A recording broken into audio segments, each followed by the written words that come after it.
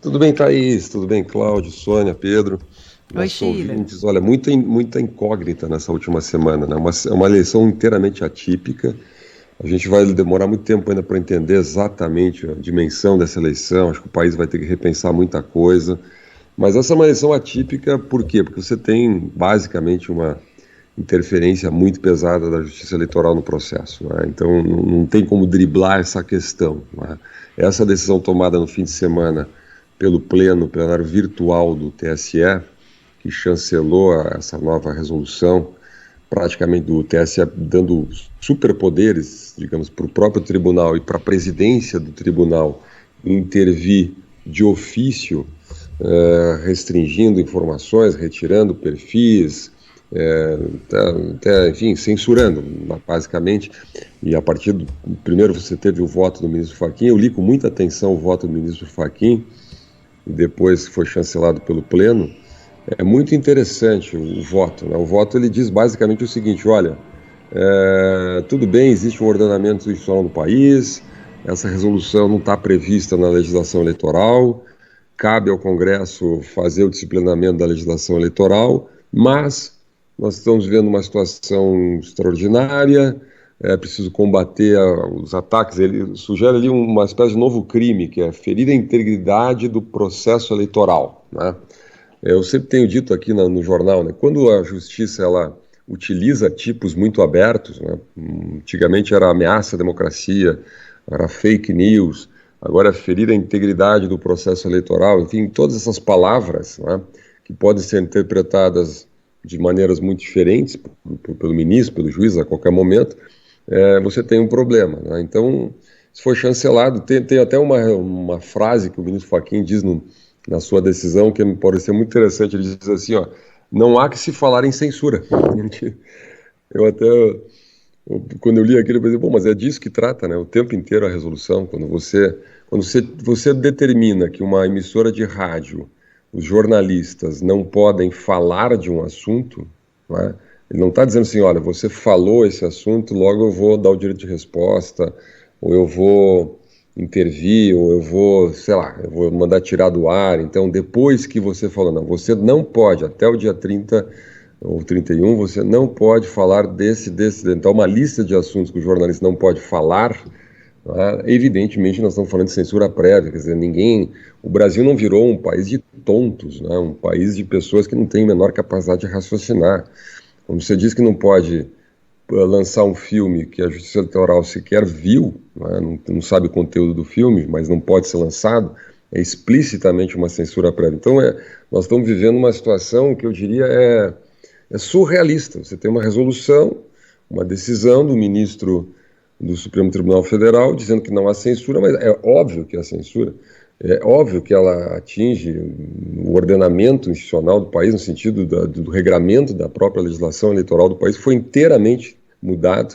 A justiça de um elemento passivo, não é? Ou seja, a justiça tem que ser acionada e ela tem uma postura passiva no sentido que ela reage quando é acionada, ela passou a ser ativa, um órgão de controle ativo de informação, que não precisa ser provocada, não é? Então, e aí tem um elemento ali na resolução do TSE que diz assim: cabe ao presidente do TSE, o presidente tem a faculdade de agir em casos similares. Então, o que o presidente do TSE considerar como casos similares, né, ou idênticos, mas aí vai também uma margem para dizer o que é isso, o que não é isso, bom, ele pode agir.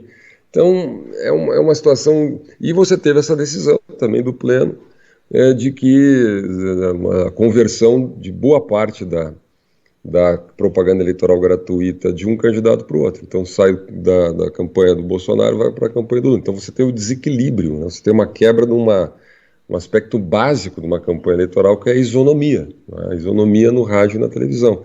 Então é totalmente atípica. Acontece ainda esse fato do fim de semana, um fato também surrealista, né? A gente pode fazer mil discussões sobre esse fato, mas a verdade é que ele acaba tendo a gente não sabe exatamente o impacto que ele vai tomar. O primeiro impacto é, vamos dizer assim, jogar a campanha ainda mais num terreno, assim, digamos, perigoso, né? Um terreno da agressão, da acusação. quer dizer, foi para o espaço, qualquer discussão de programas, havia até uma reversão desses nos últimos dias, ou seja, se iniciou um pouquinho uma discussão sobre temas econômicos e tal, agora nós vamos ficar nessa discussão sobre quem é amigo do Roberto Jefferson, quem tem foto com o Roberto Jefferson, enfim, é uma discussão de baixíssimo padrão para um país como... Agora ninguém tem foto com ele, né, Schiller? Agora começa essa discussão completamente inútil, não é, Sônia? Porque todo mundo, é bem óbvio o que aconteceu, quer dizer, tudo que se passou ontem no país é inteiramente inaceitável, quer dizer, qualquer uso da violência tira qualquer legitimidade, quer dizer, toda a crítica, a gente faz aqui análise crítica, tenta ser ponderado sobre esses inquéritos de fake news, sobre essas atitudes que vêm sendo tomadas pelo judiciário. Agora, quando você usa a violência, ainda mais contra funcionários públicos, contra policiais que estão ali cumprindo seu dever, né? Quer dizer, os policiais estão ali, aliás, os policiais são uma base importante do próprio presidente Bolsonaro, que faz sempre a defesa dos policiais, então é uma situação realmente grotesca. Agora, e de alguma maneira inverte um pouco os termos do debate, né? Porque a gente estava discutindo censura, estava discutindo exatamente as ações da Justiça Eleitoral, agora vamos discutir os tiros lá do Roberto Jefferson e a situação surrealista que foi criada ali. Então é muita incerteza nessa reta final, obviamente a campanha vai continuar, nós vamos ter 70 pesquisas eleitorais na semana para mensurar isso, a campanha vinha num processo de aproximação entre os dois candidatos muito forte, não é? As pesquisas mostravam, não é? Agora é uma semana de grande incógnita. Oxalá, Thaís, oxalá a gente consiga terminar bem essa campanha, viu? Do jeito que está, viu? Porque realmente é uma campanha, eu acompanho a 9ª campanha que eu acompanho, que todos nós acompanhamos ainda desde a redemocratização, e é a mais estranha, a mais radicalizada, com maior intervenção da Justiça Eleitoral, que eu vi na história da redemocratização brasileira.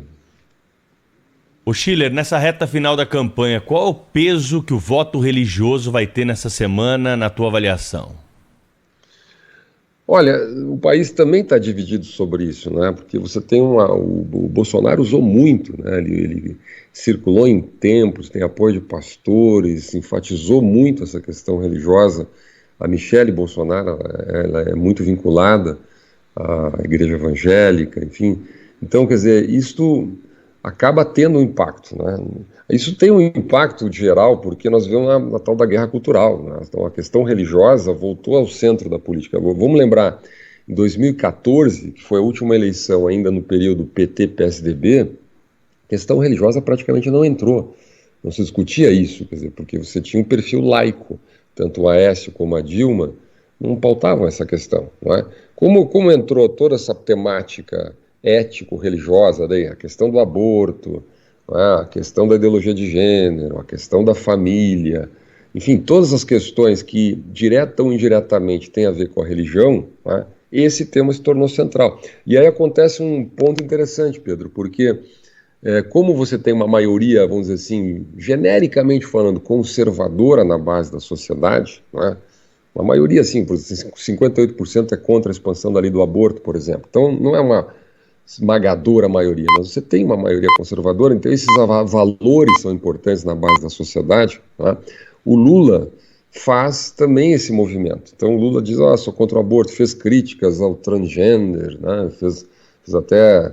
Se fosse o Bolsonaro fazer aquelas manifestações que o Lula fez, críticas à transgenia, aos banheiros, homem que vira mulher, mulher que vira homem, bom, seria o caos, seria de uma semana de manchetes em todos os veículos aí. Qual foi o Lula que falou?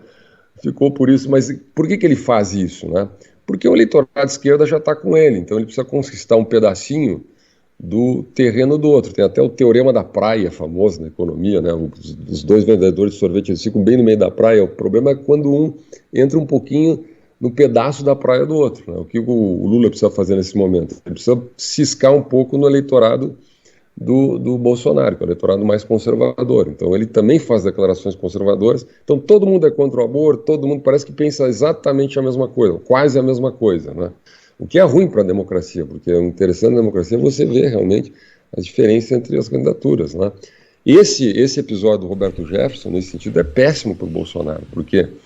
Porque esse eleitorado de centro, ele precisa conquistar o pedaço da praia do outro. Não, é evidente, não gosta de violência, etc. Isso não tem a ver diretamente com o Bolsonaro, mas acaba sendo um aliado, né? Acaba sendo um tipo de crítica que boa parte da base do Bolsonaro faz. Então, são detalhes assim. Agora, evidentemente, né, você tem uma maioria evangélica votando no Bolsonaro, uma maioria católica votando no Lula, e é um corte religioso da campanha eleitoral, que na minha visão não deveria ser, viu? Eu acho que é uma fase que a gente vai superar aí nos próximos anos. Chile, eu gostei muito como sempre, né?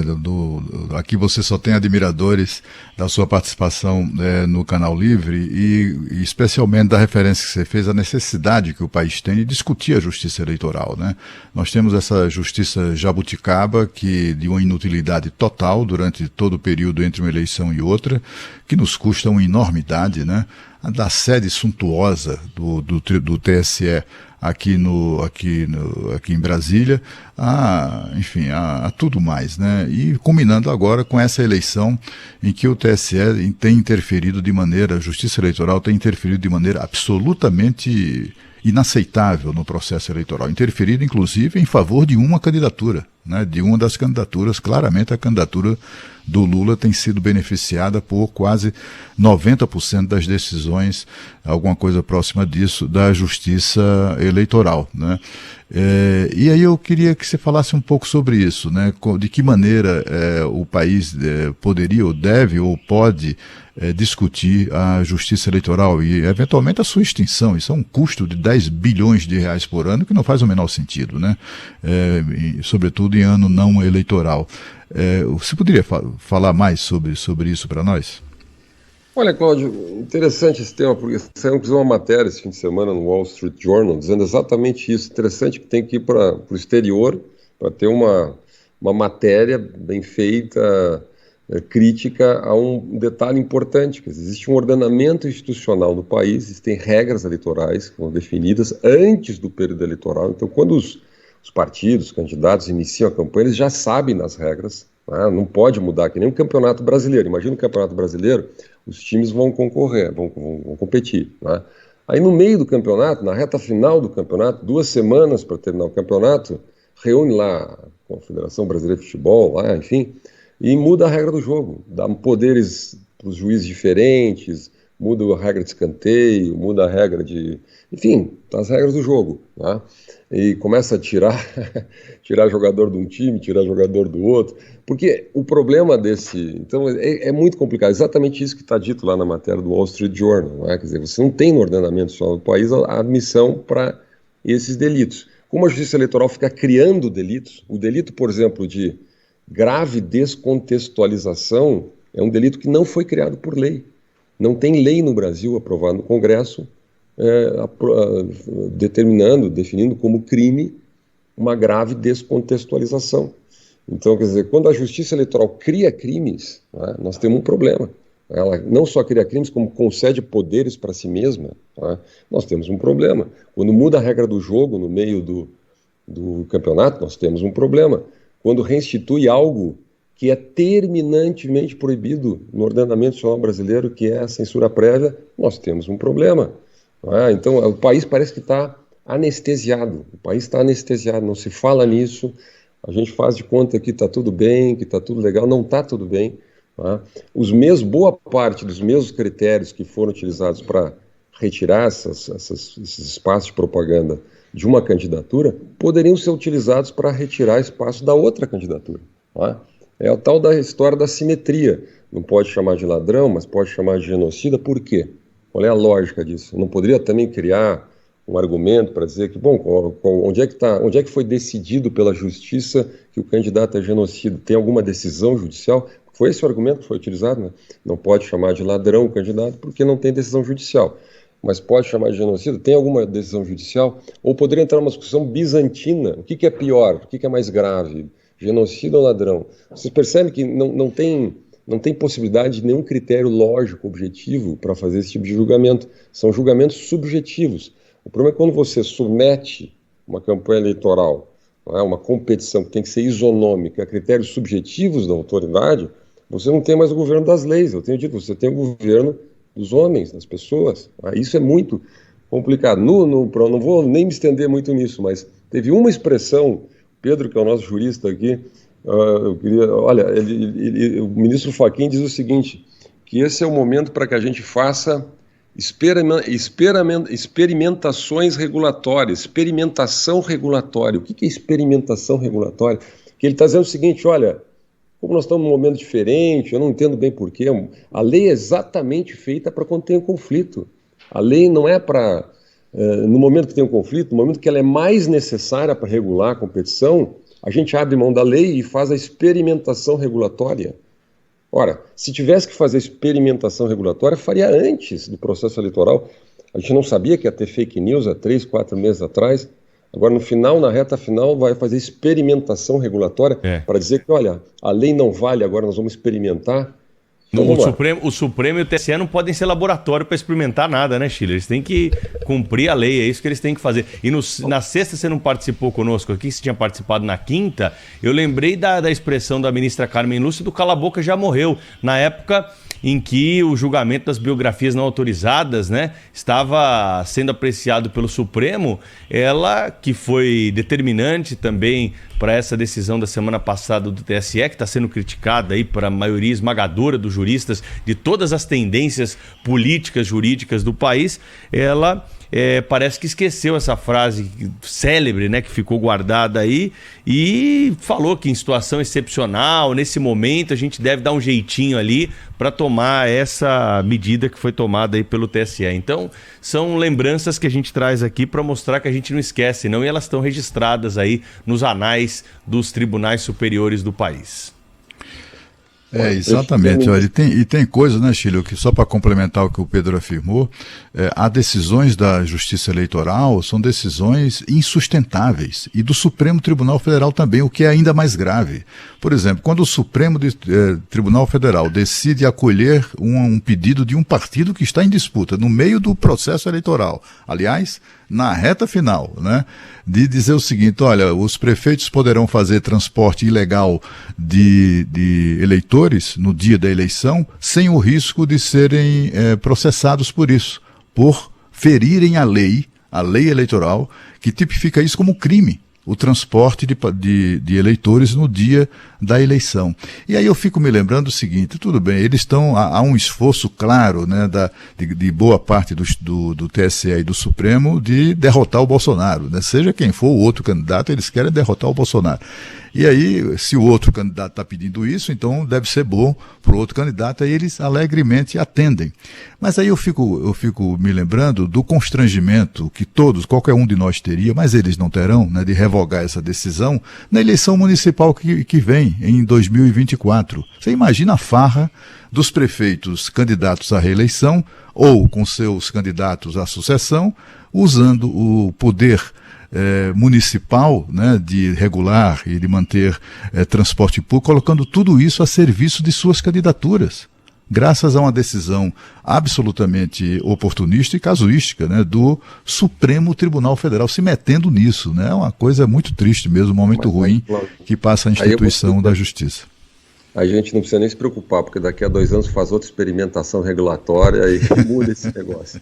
O problema é exatamente esse, nós estamos indo de experimentação regulatória, e o Estado de Direito é exatamente ao contrário, é a previsibilidade jurídica, é você estabelecer leis que as pessoas confiam, que duram no longo prazo, que não variam de acordo com o contexto, que não variam de acordo com a preferência, a subjetividade, a interpretação de quem detém o poder, porque se a lei varia de acordo com as preferências, a opinião, a subjetividade de quem detém o poder, nós temos um problema, não tem mais Estado de Direito, não é? Olha, eu gosto da filosofia, vocês sabem, o grande filósofo Carl Schmitt, alemão, ele falava que o tirano, o déspota, o soberano administra o estado de exceção. Só que o Carl Schmitt não era nem liberal nem um democrata, né? Então, vamos lá. Eu acho que essa semana nós não vamos resolver isso, mas depois das eleições o país vai ter que fazer uma reflexão bastante profunda sobre a regra do jogo, justiça eleitoral, essas questões. Fernando Schiller, cientista político, colunista aqui da Rádio Bandeirantes, sempre conosco. Vamos ter muito trabalho nessa semana, ainda bem. Obrigada, Schiller. Até a próxima. Boa semana. Grande abraço. Nós. Rede Bandeirantes.